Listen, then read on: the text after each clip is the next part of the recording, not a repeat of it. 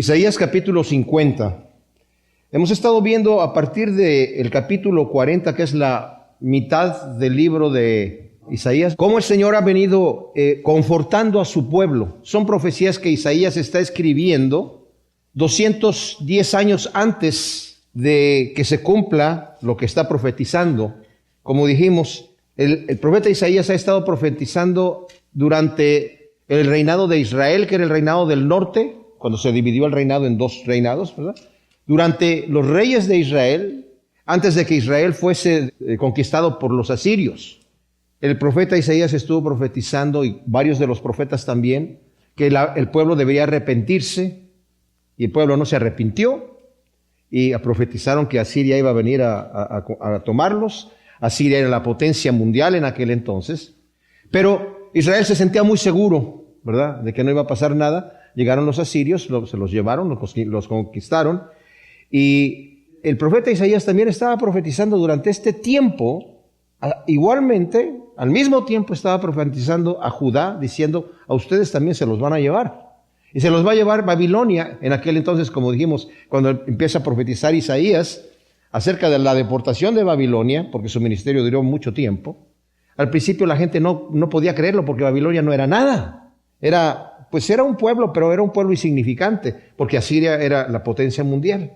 Bueno, durante el reinado de Ezequías, el rey Ezequías, porque Isaías profetizó durante el reinado de Usías, de su hijo Jotam, y luego de Acaz, el nieto de Usías, y luego al final el bisnieto, que era Ezequías, ¿verdad?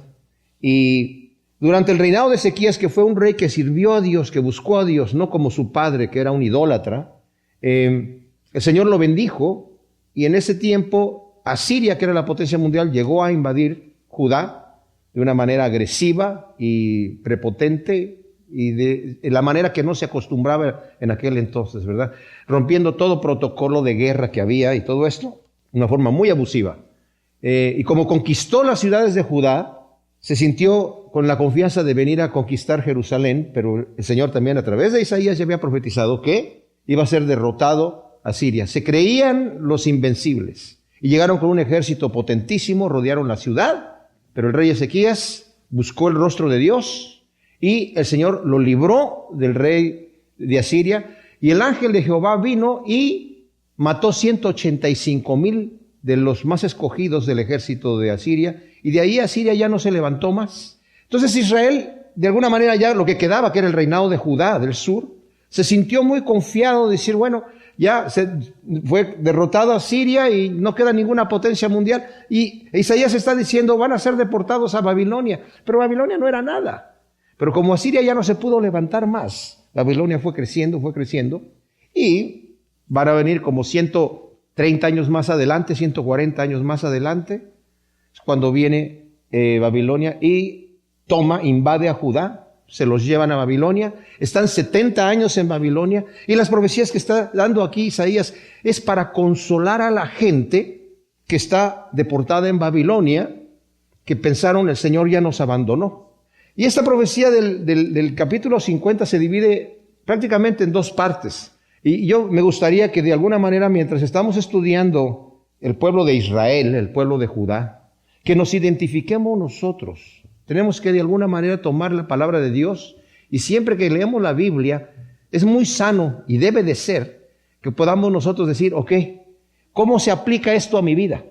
¿Qué puedo yo aprender en mi vida personal de lo que estoy estudiando aquí? Nosotros también somos el Israel de Dios ahora, y muchas de las cosas que la gente está diciendo aquí, si somos honestos, nosotros también las decimos. Y hay primero aquí una acusación de parte de la gente a Dios, que es una acusación que, ¿saben qué?, nosotros también la hacemos. Y dice el versículo primero, vamos a leer del 1 al 3.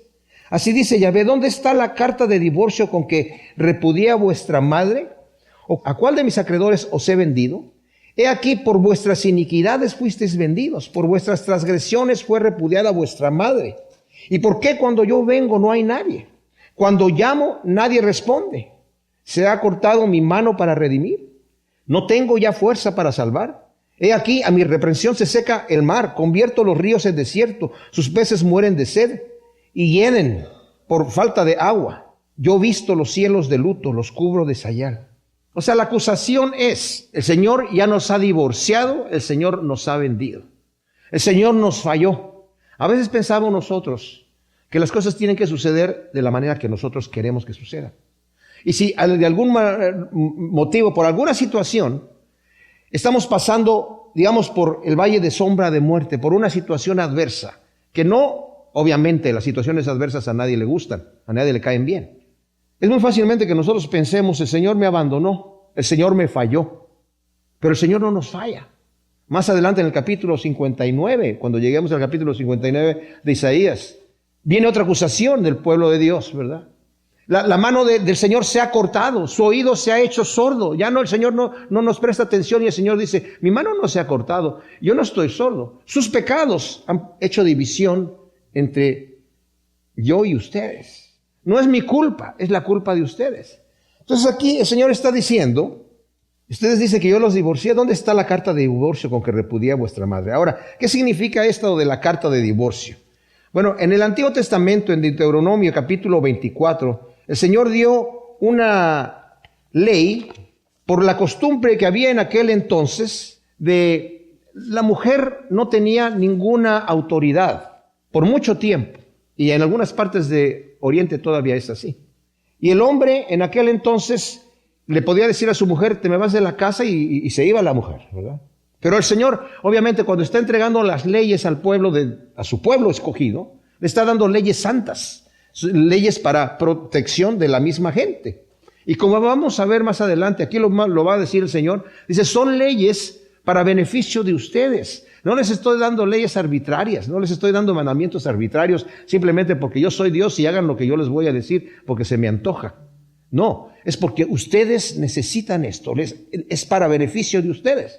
Entonces, el Señor, para proteger a la mujer, cuando un hombre quería echarla, el Señor no inmediatamente empezó a abolir, digamos, lo que era la esclavitud y la cosa cultural de la mujer que existía.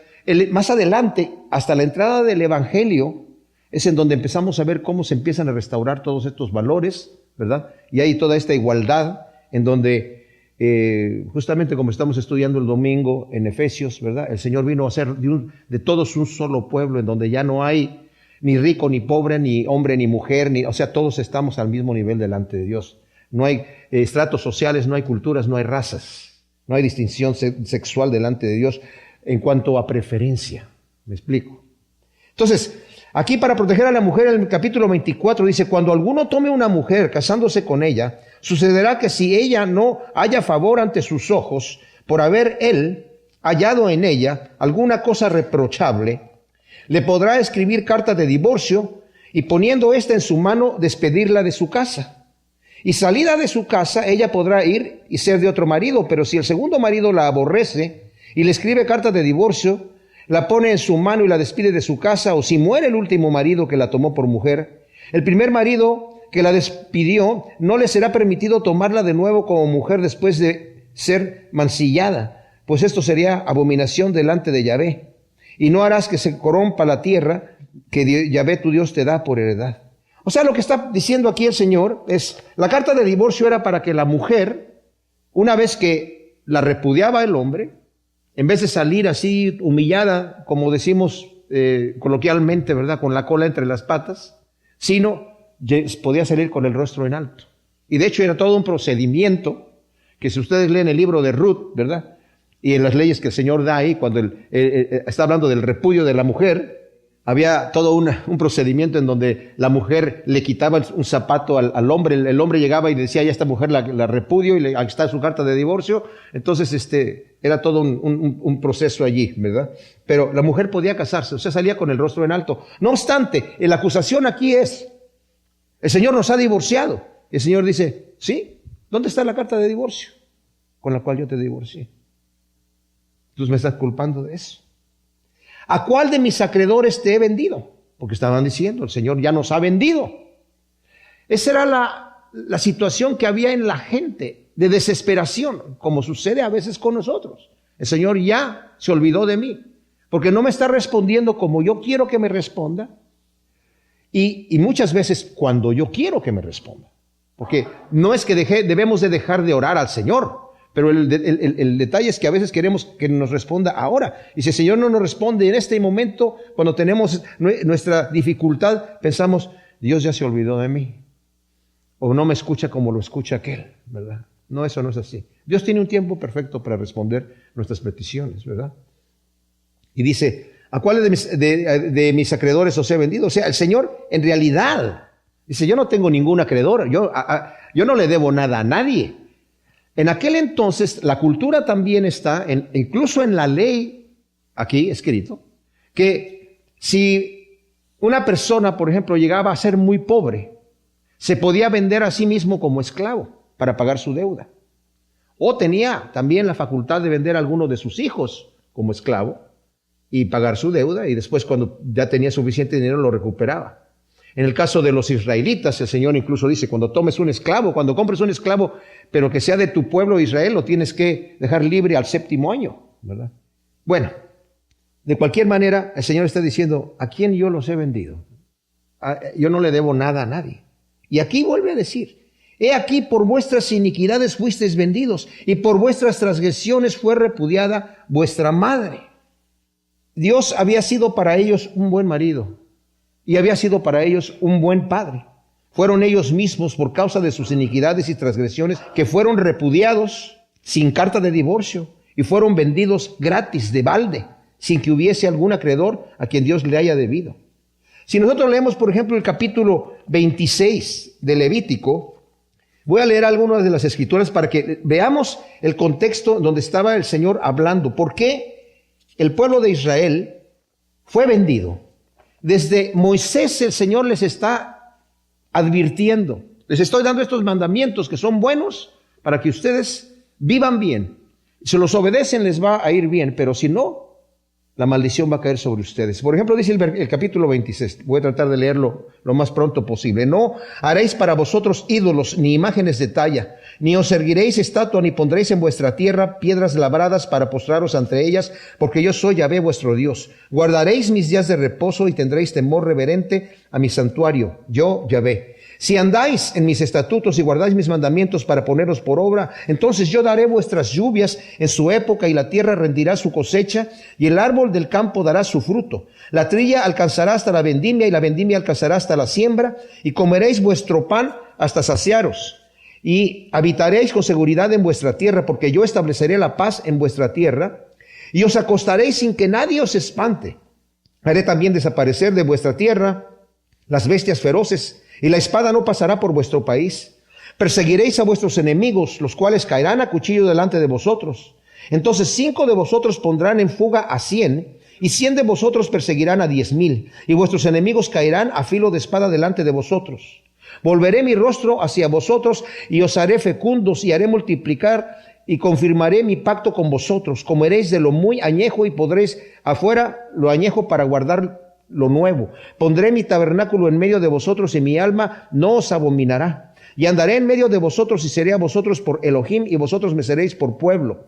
Yo Yahvé vuestro Dios, que os saqué de la tierra de Egipto para no ser esclavos de ellos. Yo rompí las coyundas de vuestro yugo y os he hecho andar erguidos. Pero si no queréis escucharme, ni poner por obra todos estos mandamientos, y rechazáis mis estatutos y vuestra alma detesta mis ordenanzas para no poner por obra todos mis mandamientos, traspasando vosotros así mi pacto, yo también haré esto con vosotros. Os impondré como castigo el terror súbito, tisis y fiebre que consuman los ojos y hagan languidecer el alma. En vano sembraréis vuestra semilla, porque vuestros enemigos la comerán. Pondré mi rostro contra vosotros y seréis derrotados delante de vuestros enemigos, quienes os aborrecerán y se enseñorearán de vosotros y huiréis sin que haya quien os persiga. Y si aún con estas cosas no me obedecéis, y eso sucedía en Israel. O sea, el Señor nos castigaba un poquito y decían, bueno, ya está, ni siquiera nos dolió mucho. Si aún así con estas cosas no me obedecéis, continuaré castigándoos 7 veces más por vuestros pecados. Quebrantaré la soberbia de vuestro poderío y tornaré vuestros cielos como hierro y vuestra tierra como bronce. Vuestras fuerzas se consumirán en vano. Vuestro suelo no dará su producto y el árbol de la tierra no dará su fruto. Y si andáis conmigo en oposición y no me queréis escuchar, entonces añadiré sobre vosotros 7 veces más plagas conforme a vuestros pecados. Enviaré contra vosotros a la fiera del campo, que os arrebatará los hijos, y destruirá vuestros animales, y os reducirá en número, de modo que vuestros caminos queden desolados. Y si aún con estas cosas no os enmendáis ante mí, sino que continuáis andando conmigo en oposición, entonces yo también procederé contra vosotros en oposición. Yo mismo os golpearé 7 veces más por vuestros pecados. Traeré sobre vosotros la espada vengadora en vindicación de mi pacto. Cuando os refugiéis en vuestras ciudades, enviaré pestilencia entre vosotros y seréis entregados en mano del enemigo. Cuando yo quebrante la vara del pan, 10 mujeres cocerán vuestro pan en un solo horno, y os devolverán vuestro pan por peso, y comeréis, pero no os saciaréis. Y si aún con todo esto no me obedecéis, sino que seguís procediendo con hostilidad hacia mí, también yo procederé contra vosotros con ira hostil, y yo mismo os castigaré aún 7 veces más por vuestros pecados, hasta que lleguéis a comer la carne de vuestros propios hijos. La carne de vuestras propias hijas comeréis. Demoleré vuestros lugares altos, derribaré vuestras imágenes solares, y amontonaré vuestros cadáveres sobre los cadáveres de vuestros ídolos, y mi alma os abominará. Pondré vuestras ciudades en ruina, destruiré vuestros santuarios, y no oleré más el aroma aplacador de vuestros sacrificios. Yo mismo asolaré el país, de modo que queden de ello asombrados vuestros enemigos, que en él se establezcan, y a vosotros os esparciré entre las naciones, y haré desenvainar la espada tras vosotros, y vuestra tierra será devastada, y vuestras ciudades desoladas. Entonces, fíjense bien, gozará la tierra sus días de reposo durante todos los días que esté asolada, mientras vosotros estéis habitando en la tierra de vuestros enemigos. Entonces la tierra descansará y gozará sus días de reposo. Fíjense, desde que llegó Israel a la tierra prometida, he dicho esto antes, estuvieron 490 años antes de ser deportados a Babilonia. Nunca le dieron el descanso que el Señor ordenó, que la tierra deberían de sembrarla por 6 años y dejarla descansar 1 año, y que diera su fruto. Y de ese fruto que diera sola, sin que la trabajaran, ellos podían tomar algo de allí, pero también la gente que pasaba, los animales del campo, el extranjero, el pobre, la viuda, el huérfano. Y el Señor les dijo, yo el día sexto, el año sexto les voy a dar el triple de abundancia para que tengan el suficiente para el año que ustedes no pueden trabajar y para el año que van a sembrar la nueva semilla. No obedecieron nunca. Y el Señor dijo, entonces como no dejaron descansar la tierra, yo le voy a dar su descanso. Es lo que está diciendo aquí. Lo dice también Isaías varias veces, y lo dice también Jeremías. Y Jeremías incluso profetiza, ¿verdad? Jeremías, en Jeremías 25:11, del 11 al 12, y el 29:10, donde dice que la tierra va a tener su descanso de 70 años. Esa profecía la leyó más adelante Daniel, y se dio cuenta que ya se estaban cumpliendo el tiempo, ¿verdad? Y se puso a orar por su país, ¿verdad? Todo el tiempo de su desolación descansará lo que no descansó en vuestros días de reposo cuando habitasteis en ellas. Y en cuanto a los que queden de vosotros, infundiré tal cobardía en sus corazones, en las tierras de sus enemigos, que el sonido de una hoja que se mueva los perseguirá, y huirán como se huye de la espada, y caerán sin que nadie os persigue. Este versículo 36 es el momento en donde están esta gente diciendo, el Señor nos divorció, el Señor nos vendió, no hay remedio. Y lo está profetizando desde Moisés. Desde Moisés. Cada cual tropezará con su hermano como huyendo ante la espada, sin que nadie los persiga, y no podréis oponer resistencia delante de vuestros enemigos, y pereceréis en medio de las naciones, y la tierra de vuestros enemigos os consumirá. Y los que queden de vosotros desfallecerán en su iniquidad en las tierras de vuestros enemigos, y también a causa de las iniquidades de sus antepasados se consumirán juntamente con ellos. Pero ellos, fíjense, aquí está, mis amados, ellos confesarán sus iniquidades y las iniquidades de sus padres y la rebeldía con que se rebelaron contra mí, y confesarán también, por cuanto anduvieron en oposición conmigo, yo también tuve que andar en oposición con ellos y llevarlos a la tierra de sus enemigos. Entonces se humillará su corazón incircunciso, y entonces aceptarán el castigo de su iniquidad. Y entonces yo también recordaré mi pacto con Jacob, y también mi pacto con Isaac, y también con Abraham. Recordaré mi pacto y me acordaré de la tierra, porque la tierra habrá quedado desocupada de ellos, y habrá gozado sus días de reposo mientras estaba en desolación sin ellos. Y ellos habrán aceptado el castigo de su iniquidad por haber rechazado mis ordenanzas, y su alma aborrecido mis estatutos. Pero ni aún por todo esto, estando ellos en tierra de sus enemigos, los desecharé, ni los aborreceré para destruirlos, anulando mi pacto con ellos, porque yo soy Yahvé su Dios. Antes bien, me acordaré de ellos a causa del pacto con sus primeros antepasados, a quienes saqué de la tierra de Egipto ante los ojos de las naciones, para ser a ellos por Elohim, yo Yahvé. ¡Wow! Tremenda cosa, ¿verdad? Si nosotros, por ejemplo, leemos en Deuteronomio capítulo 4, dice así, versículo 1, ahora pues oye Israel los estatutos y decretos que os enseño a fin de observarlos para que viváis y entréis a tomar posesión de la tierra que Yahvé, el Dios de vuestros padres, os da. Nada añadiréis a la palabra que yo os mando, ni de ella quitaréis, para que guardéis los mandamientos de Yahvé vuestro Dios que yo os ordeno. Vuestros mismos ojos vieron lo que Yahvé hizo en lo tocante a Baal Peor, como Yahvé tu Dios destruyó ante ti a todo hombre que había ido tras Baal Peor, ¿verdad? En cambio vosotros, que os aferrasteis a vuestro Dios, estás hoy todos vivos. Más adelante en el 10, 12 y 13, dice el Señor, ahora Israel, ¿qué te pide Yahvé tu Dios, sino que temas a Yahvé tu Dios, que andes en todos sus caminos y que lo ames y sirvas a Yahvé tu Dios con todo tu corazón, con toda tu alma, guardando los mandamientos de Yahvé y sus estatutos que te prescribo hoy para provecho tuyo? Increíble. O sea, el Señor dice, yo no saco nada de esto, es para tu propio provecho. Los mandamientos que yo te estoy dando no son arbitrarios, es para tu propio provecho. Pero si tú no quieres atender lo que yo te estoy diciendo, desafortunadamente vas a tener que sufrir las consecuencias. Y luego dice aquí, el versículo 2, voy a leer en la Nueva Traducción Viviente, dice, ¿por qué no había nadie cuando vine? ¿Por qué nadie respondió cuando llamé?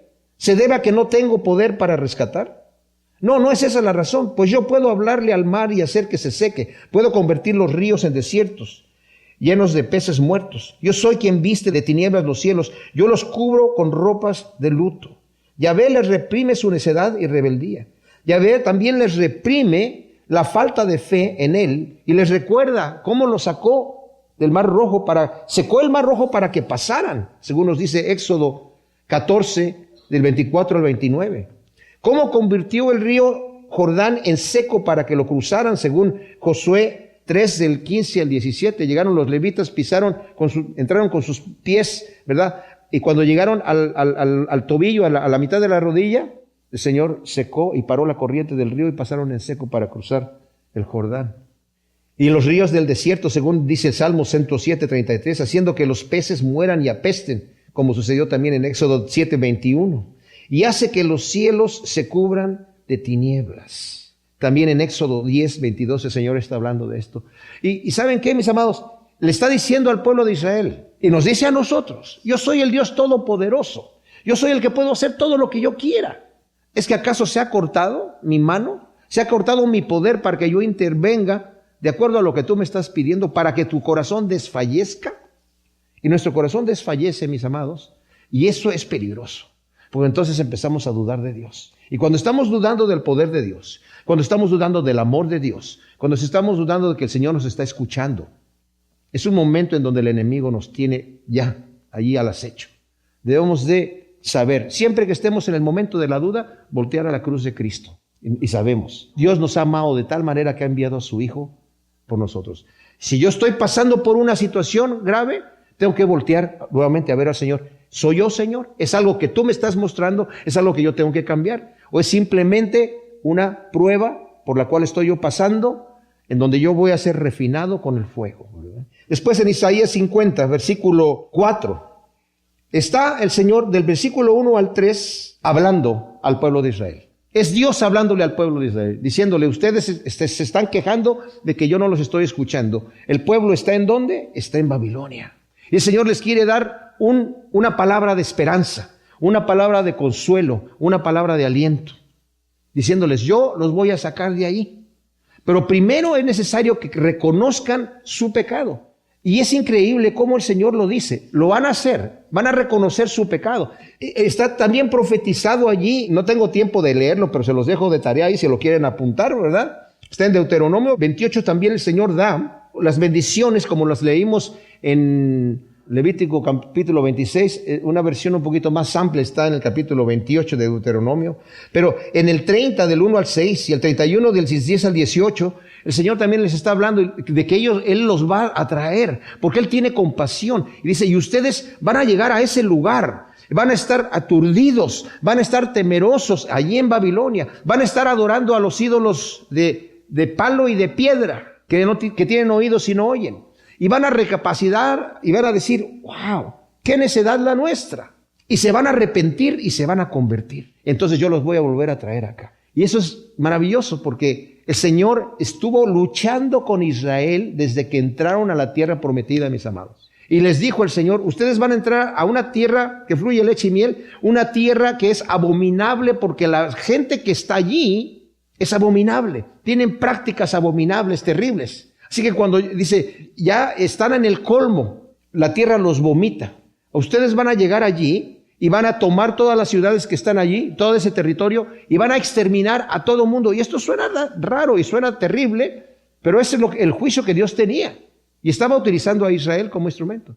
Dice, y no van a perdonar a nada. A toda la gente, hombres, mujeres y niños, van a ser exterminados. Todos sus ídolos van a ser exterminados. Y van a quemar todas esas cosas. No quiero que investiguen cómo adoraban ellos a sus ídolos. Porque si lo hacen, ustedes se van a contaminar.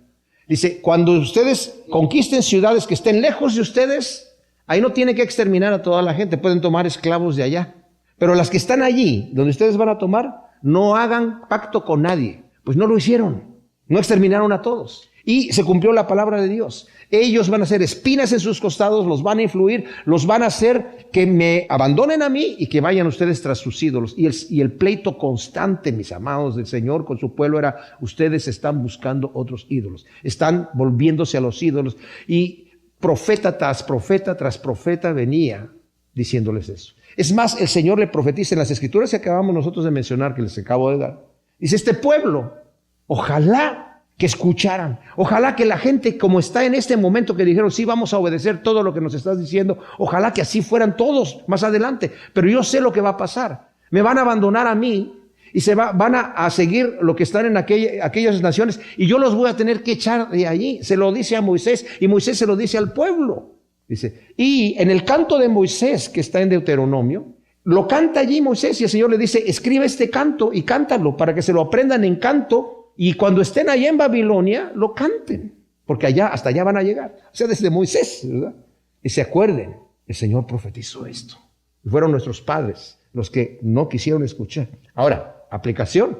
Decimos, bueno, nosotros no tenemos ídolos, ¿verdad? Esa gente pues sí tienen ídolos, nosotros no tenemos ídolos. Mis amados, cualquier cosa que ocupe el primer lugar en mi corazón, si no es Dios, es un ídolo. La razón por la cual yo vivo, la razón por la cual yo me levanto. ¿Para qué vivo yo? Debemos entender que Dios tiene un plan para nosotros. A veces hay gente que ve la iglesia como religión, ¿verdad? Yo vengo aquí los domingos, vengo aquí tal vez los jueves y tengo mi tiempo. Mi vida está allá afuera. Mi vida es lo que yo hago de la mañana, me levanto, desayuno, me voy a mi trabajo o hago lo que tenga que hacer a la escuela o trabajando en la casa, como sea. Esa es mi vida, pero no me confundas aquí lo que yo estoy haciendo aquí en mi vida con mis logros y con mis metas que tengo aquí y después, yo quiero ir al cielo, pero ahora estoy aquí, ¿verdad? Estoy aquí en la tierra, tengo los pies en la tierra. Sí, mis amados, pero tenemos un Dios que nos creó y nos creó con un propósito y nuestro propósito está allá. Aquí vamos de paso, aquí es el campo de entrenamiento, ese es el boot camp. Ese es el campo de entrenamiento. Este no es el lugar en donde nosotros vamos a estar. Y en este lugar estamos en campo de entrenamiento y estamos en batalla. Pero la gloria va a estar allá. Allá empieza nuestra vida que no tiene fin.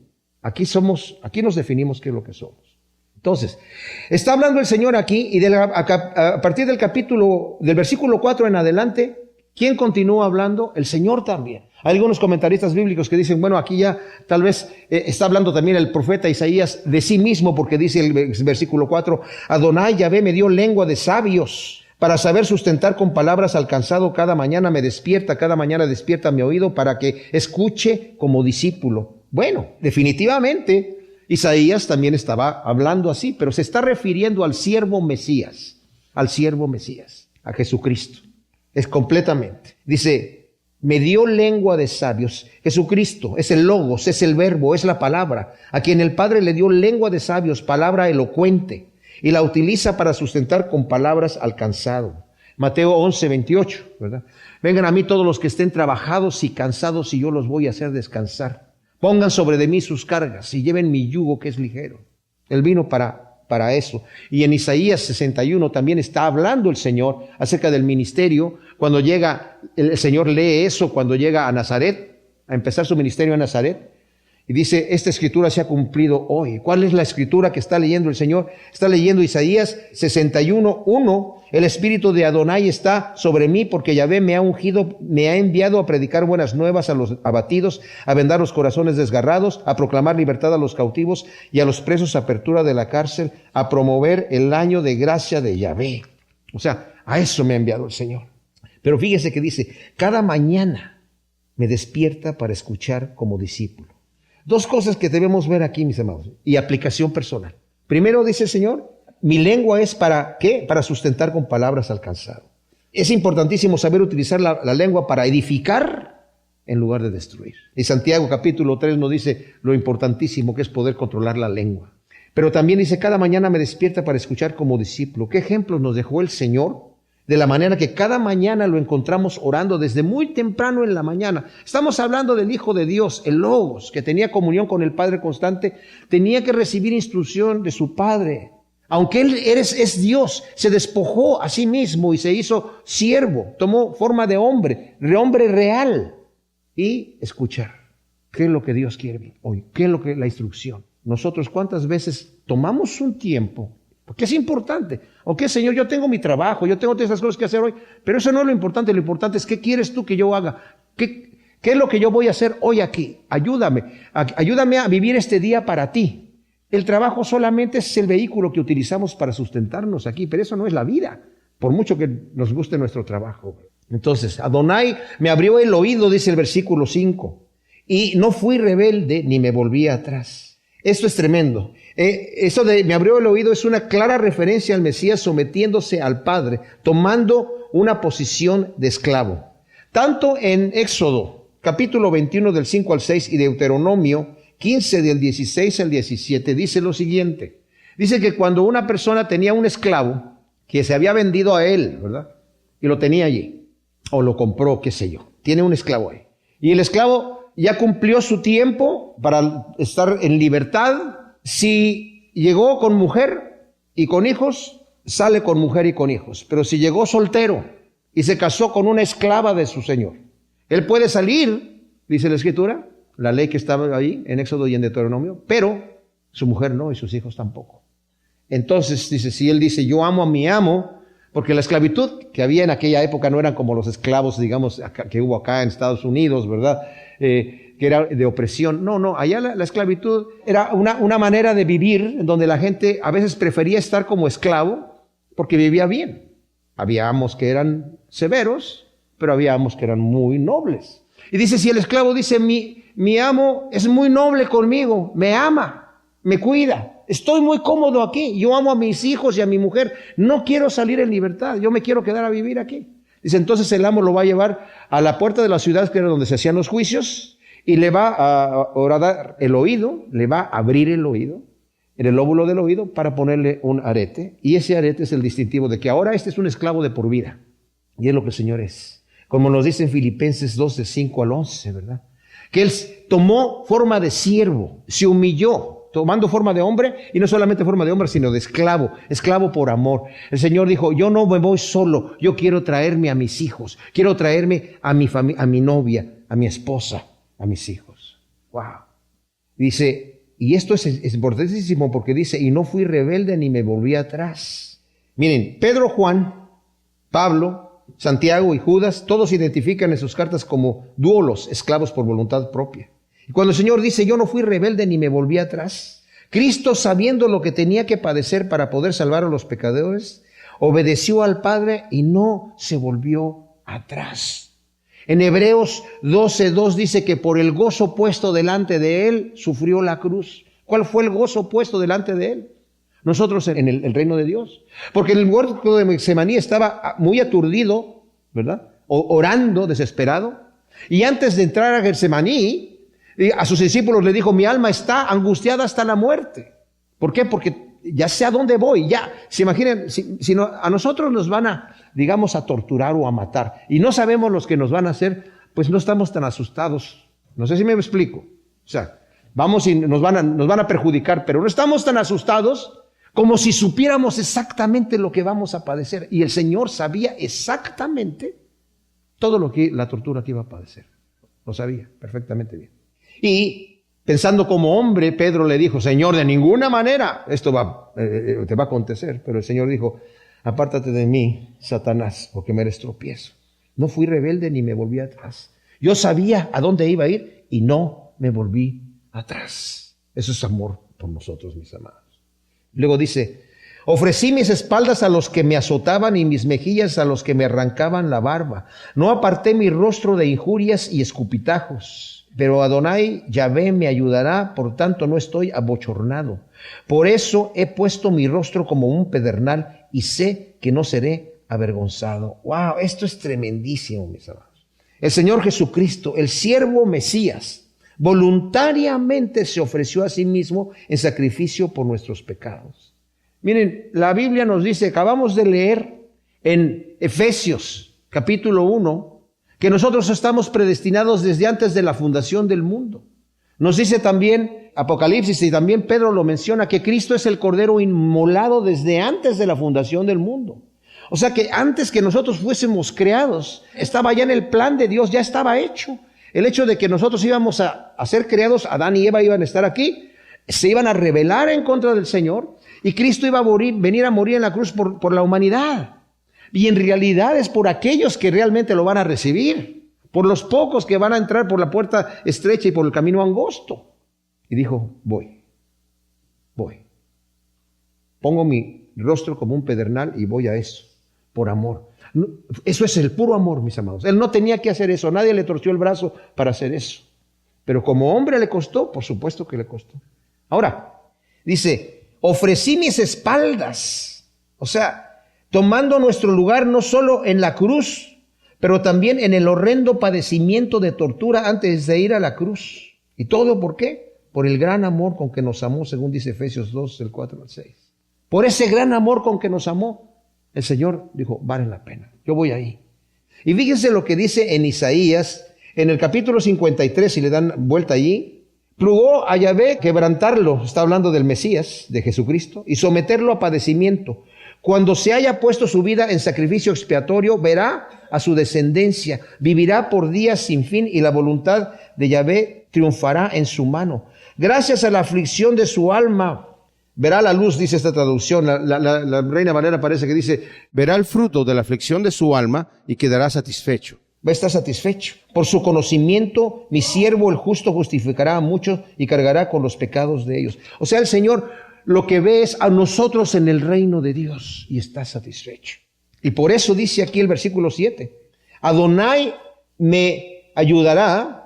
Fíjese lo que está diciendo aquí. Dice, entregué mis espaldas a que me azoten, mis mejillas a que me arranquen la barba. Mi rostro no lo aparté de injurias y escupitajos, pero Adonai me ayudará. Por tanto, no estoy abochornado. O sea, no estoy avergonzado de esto que estoy padeciendo. Por eso he puesto mi rostro como un pedernal y sé que no seré avergonzado. Nos dice en Lucas 9 del 51 al 53 que el Señor puso su rostro para ir a Jerusalén. Y como ya los discípulos le estaban diciendo, Señor, ya tranquilo, o sea, te van a matar. Y el Señor no hacía caso a lo que le estaban diciendo. Los discípulos no lo pudieron convencer. Y dice que como su rostro estaba para ir a Jerusalén, cuando pasó por Samaria, no lo recibieron los samaritanos porque su rostro veían que era como para ir a Jerusalén. O sea, yo voy a esto, esta es la labor que tengo, esta es la función, este es a lo que vine y a eso vengo. A eso he venido a este mundo, a entregar mi vida en rescate por muchos. Y como está haciendo la voluntad de Dios, mis amados, Él dice, yo no me voy a bochornar por esta situación. No me voy a dejar consumir. Sí, estuvo con angustia hasta la muerte, incluso en Getsemaní, sudando gotas de sangre. Y le dijo a sus discípulos, ¿qué no pueden orar conmigo?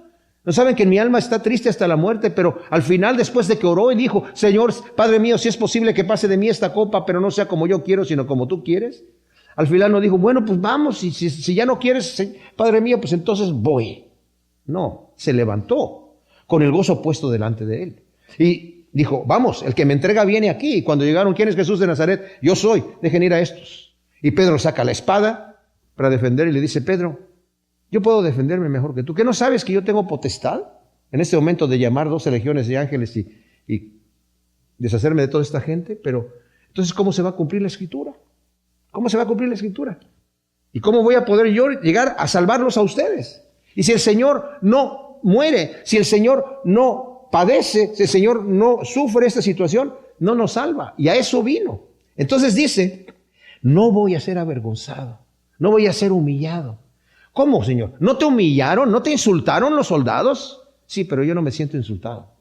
¿No te avergonzaron escupiéndote, burlándose de ti, poniéndote un saco sobre la cabeza y pegándote? Profetiza. ¿Quién te pegó? No, eso no me avergüenza, porque con eso estoy rescatando pecadores. ¡Wow! Eso es impresionante.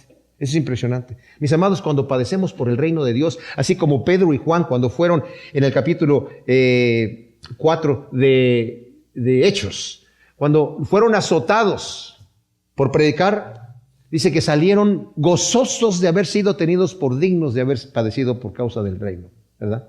Entonces, el Señor también dijo, cuando tú padezcas por causa del reino de Dios, gózate, porque tu galardón es grande en los cielos. Pregunta, ok, Moisés también puso los ojos en el tesoro allá, nos dice Hebreos 11, ¿verdad? Que no quiso disfrutar los placeres de esta vida, sino que tenía puesta su mirada en la ciudad celestial. Y nos habla en Hebreos 11 de todas las personas que por fe estaban esperando algo mejor. Y el Señor nos dice a nosotros también, pon tus tesoros en el cielo, ¿verdad? Y si padeces aquí vas a recibir muy grande galardón. ¿Qué galardón recibió Jesucristo por padecer aquí? ¿Qué cosa recibió que no tuviera antes? Ya lo tenía todo. Nosotros somos su premio. Nosotros somos su galardón. Ese es el amor que el Señor tiene. Ahora, es imposible, mis amados, dimensionar el gran valor que por amor mostró el Redentor al mantenerse erguido ante sus crueles verdugos, confiando enteramente en el Padre, quien lo sostuvo hasta el fin. No obstante, en el momento más oscuro de su tormento, el mismo Padre tuvo que abandonarlo, porque cargó en ese instante con nuestros pecados. Aunque dijo, yo sé que Yahvé me va a ayudar y me va a sostener, el mismo Padre lo tuvo que abandonar en un momento, cuando gritó, Padre, ¿por qué me has abandonado? Te abandono porque estás cargando los pecados de toda la humanidad. Cercano está el que me justifica. ¿Quién contenderá conmigo? Comparezcamos juntos. ¿Quién es mi demandante? Que se acerque a mí. Sí, Adonai, Yahvé me ayudará. ¿Quién me condenará? Ve ahí que todos ellos se gastan como vestidura. La polilla los carcomerá. El siervo Mesías pone toda su confianza en el Todopoderoso que lo ayuda y lo justifica. El siervo Mesías llama a sus acusadores a comparecer ante él con sus falsas acusaciones que los condenarán a ellos delante del Dios santo y justo. La polilla los va a comer. O sea, todos sus juicios que están haciendo, ¿verdad? Sus injusticias, al final, esa palabra, esas acusaciones los van a condenar a ellos mismos. ¿Quién entre vosotros teme a Yahvé y escuche la voz de su siervo? Aunque ande en tinieblas y carezca de luz, confíe en el nombre de Yahvé y apóyese en su Dios. Qué hermoso ejemplo tenemos nosotros en nuestro amado Salvador.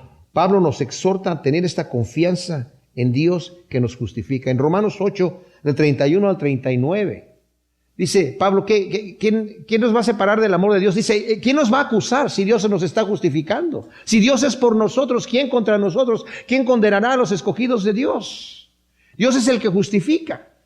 Dios es más aún el que intercede por nosotros.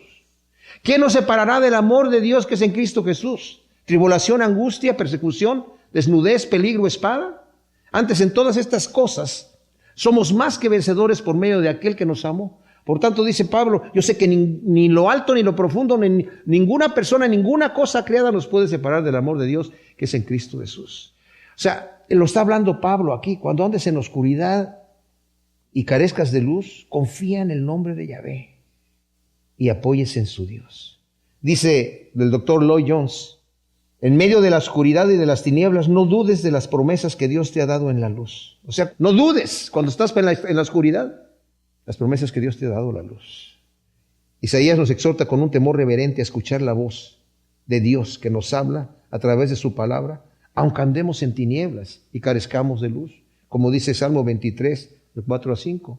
Aunque anden sombra de valle de muerte, no temeré más en alguno, porque tú estarás conmigo. Tu vara y tu callado me infunden aliento. Aderezas mesa delante de mí, delante de mis angustiadores.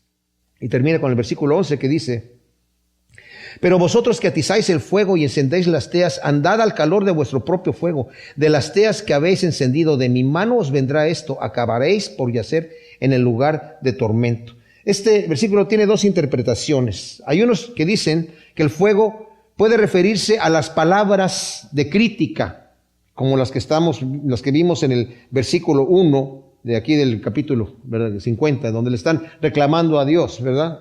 ¿Dónde nos has divorciado, nos has vendido? Puede ser. Si es así, esas palabras de crítica al final van a condenar al pecador, ¿verdad? Pero también, y me parece que es más obvio, vosotros que atizáis el fuego y encendéis las teas, andad al calor de vuestro propio fuego. Y esto quiere decir, yo por mis propios esfuerzos, yo no necesito al Salvador, pero en mi propio esfuerzo yo puedo llegar a la gloria de Dios, ¿verdad? ¿Cuántas personas dicen, yo no necesito a Dios, yo me porto bien, soy una persona buena, ¿verdad? Eso es para los que están, los que son bien pecadores. A ti te sirve eso, qué bueno es bueno para ti. Pero ¿saben qué? Dice el Señor, ¿sí? Si andas en tu propio fuego, vas a acabar yaciendo en el lugar de tormento, porque por muy bueno que te portes, no vas a poder llegar a ser suficientemente bueno. Y como vimos mientras estábamos estudiando Efesios, una característica del verdadero cristiano es el que reconoce, yo necesito un Salvador, porque soy un gran pecador, necesito un Salvador.